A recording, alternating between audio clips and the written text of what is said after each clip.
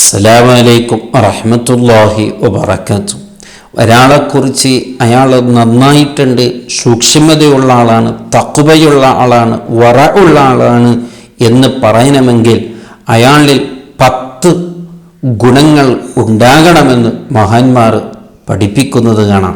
ഈ പറയപ്പെടുന്ന 10 ഗുണങ്ങൾ ഇല്ലെങ്കിൽ അവനൊരിക്കലും ഒരു തഖ്വയുള്ളവൻ, അല്ലാഹുവിനെ പേടിച്ച് ജീവിക്കുന്നവനെന്ന് അവനെക്കുറിച്ച് പറയാൻ പറ്റുകയില്ല എന്നും മഹാന്മാർ പറയുന്നു.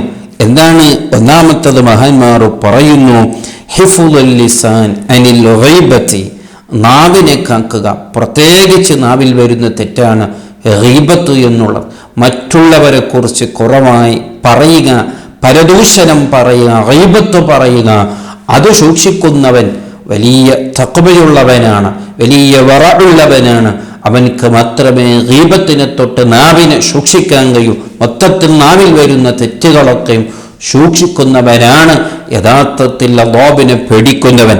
രണ്ടാമത്തത് അൽ ഇജ്തിനാബു അൻ സൂഇൽ ളൻ, നേരത്തെ പറഞ്ഞ നാക്കുകൊണ്ട് മറ്റൊരാളെ പറയുക എന്നുള്ള അതിൻ്റെ ശേഷം മഹാന്മാർ പറയുന്നു, പറയൽ മാത്രമല്ല, ഒരാളെ കുറിച്ച് ഒരു തെറ്റായ ധാരണ പോലും, തെറ്റായ ചിന്ത പോലും ചിന്തിച്ചുകൂടാ.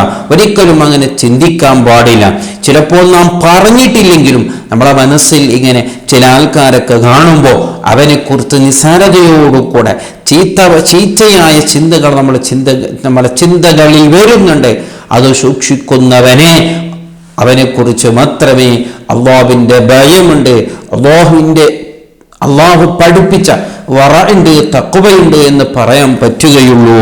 മൂന്നാമത്തെ പറയുന്നത് കാണാം, അൽ ഇജ്തിനാബു അനിസ് സുഖരിയത്തി മിനന്നാസ്, ജനങ്ങളെ നിസ്സാരതപ്പെടുത്തുന്നതിൽ നിന്ന് ഒഴിവാകുന്നവനാണ് നല്ല മനുഷ്യന്മാർ. നാലാമത്തത് ഗദ്ദുൽ ബസ്റു അനിൽ മഹാരിമി, ഹറാമിയത്തിനെ തൊട്ട് കണ്ണിനെ ചിമ്മുക എന്നുള്ളത്. അഞ്ചാമത്തത് സിദ്ഖുൽ ലിസാൻ, സത്യം മാത്രമേ അവൻ പറയുകയുള്ളൂ. ആറാമത്തത് അയ്യഅരിഫ മിന്നത്തില്ലാഹി തആല, അവൻ നൽകിയ അനുഗ്രഹങ്ങളെ അവൻ തിരിച്ചറിയുക എന്നുള്ളത്. ഏതൊരു മനുഷ്യൻ ഈ ദുനിയാവിൽ എത്ര കഷ്ടം അല്ലാഹു നൽകിയിട്ടുണ്ടെങ്കിലും അവന് ധാരാളം അല്ലാഹു നിഅമത്തുകൾ നൽകിയിട്ടുണ്ട് എന്നുള്ളത് ഉറപ്പാണല്ലോ. അപ്പോൾ നമ്മൾക്ക് നൽകിയ നിഅമത്തുകൾ ഇങ്ങനെ ഓർക്കുന്നവൻ അവനാണ് നല്ല മനുഷ്യന്മാർ, അല്ലാഹു ഇഷ്ടപ്പെടുന്ന ആള്. അല്ലാതെ അല്ലാഹു നൽകാത്തതിനെ കുറിച്ച് ഇങ്ങനെ ചിന്തിക്കുന്നവനല്ല ആകേണ്ടത്.